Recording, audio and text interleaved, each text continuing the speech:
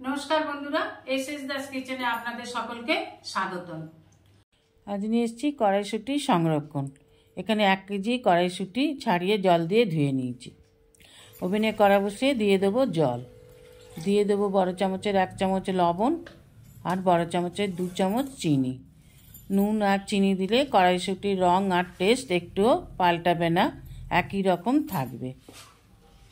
লবণ আর চিনি ভালো করে জলের সাথে মিশে গেলে দিয়ে দেবো কড়াইশুঁটিগুলোকে।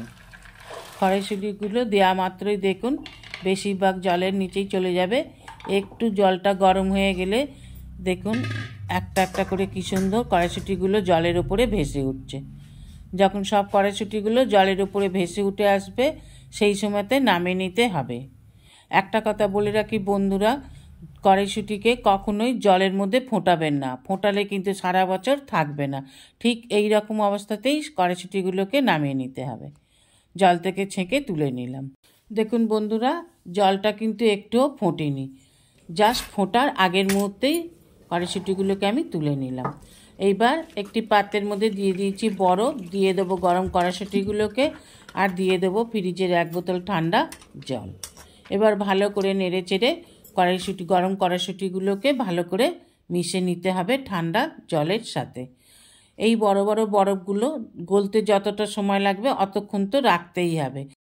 20 মিনিট পর বরফ গলে গেলে কড়াইশুঁটি সম্পূর্ণভাবে ঠান্ডা হয়ে গেলে একটা ঝাঁঝরির মধ্যে ছেঁকে তুলে নিতে হবে। এইভাবেই কড়াইশুঁটিগুলোকে সব তুলে নিলাম।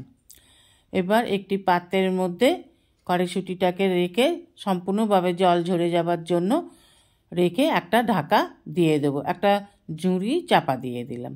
এইভাবে চাপা দিয়ে রাখতে হবে যাতে কোনো পোকামাকড় বা কোনো কিছু না পড়ে।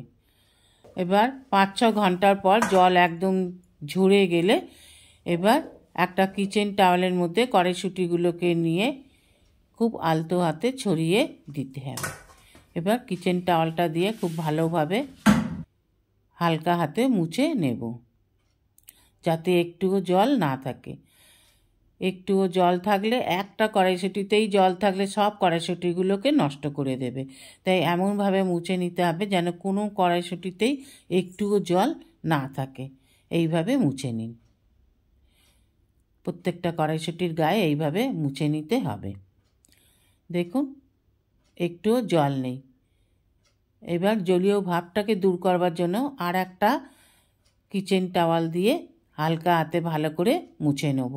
খুব সাবধানে মুছতে হবে, বেশি চাপ দিয়ে মুছলে কড়াইশুঁটিগুলো আবার ভেঙে যাবে। যাতে না ভাঙে, প্রত্যেকটাই গোটা থাকে, সেইভাবেই আলতো হাতে এইভাবে মুছে নেব।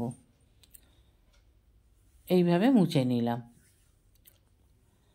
যতক্ষণ জল থাকবে ততক্ষণই মুছে নিতে হবে। এবার আর একটা কিচেন টাওয়াল নিয়ে নেব, এটাকে সরিয়ে দিয়ে একটা কিচেন টাওয়াল নিয়ে নিলাম। এবার এর মধ্যে কড়াইশুঁটিগুলোকে ঢেলে দেবো, ঢেলে দিয়ে ভালোভাবে বিছিয়ে দিতে হবে। পুরো যেন একটা একটা হয়ে থাকে, কেউ কারোর সাথে যেন লেগে না থাকে। এইভাবে দিয়ে দেবো। দেখুন একেবারে শুকনো হয়ে গেছে। এইভাবে প্রত্যেকটা কড়াইশুঁটিকে মুছে নিয়ে এবার এই সাদা রুমালটা আবার ঢাকা দিয়ে, এবার যদি বাড়িতে রোদে দিতে পারেন তাহলে রোদে দিয়ে একটু শুকিয়ে নিন, না হলে ঘরের ফ্যানের কাছে রেখে দিন। দেখুন আমি পুরো সারা রাত দিয়ে রেখেছিলাম, একদম শুকিয়ে গেছে সকালবেলা। এবার একটা কাঁচের বয়ামের মধ্যে কড়াইশুঁটিগুলোকে ভরে নিচ্ছি। বয়ামটার মধ্যে একটুও জল থাকলে চলবে না, খুব ভালোভাবে মুছে নিতে হবে। আমি খুব ভালোভাবে মুছে নিয়ে শুকনো করে নিয়েছি। এবার কড়াইশুঁটিগুলোকে এর মধ্যে ভরে নেব, রেখে দেবো ফ্রিজের মধ্যে। তবে ডিপ ফ্রিজে রাখবো না, যখন প্রয়োজন হবে প্রয়োজন মতন বার করে নিয়েই আবার সঙ্গে সঙ্গে ফ্রিজে ভরে রাখতে হবে। বাইরে রাখলে কড়াইশুঁটি নষ্ট হয়ে যাবে। এইভাবে সংরক্ষণ করুন, সারা বছর ঠিক থাকবে। যদি পলিতে রাখেন তাহলে ডিপ ফ্রিজে রাখতে হবে, কিন্তু বয়ামে রাখলে রাখার কোনো দরকার নেই। ভিডিওটি ভালো লাগলে অবশ্যই একটা লাইক, কমেন্ট, সাবস্ক্রাইব করার অনুরোধ রইল। পাশে থাকা বেল আইকনটিতে ক্লিক করে দেবেন নিউ ভিডিওর আপডেট পাওয়ার জন্য। সবাই ভালো থাকবেন।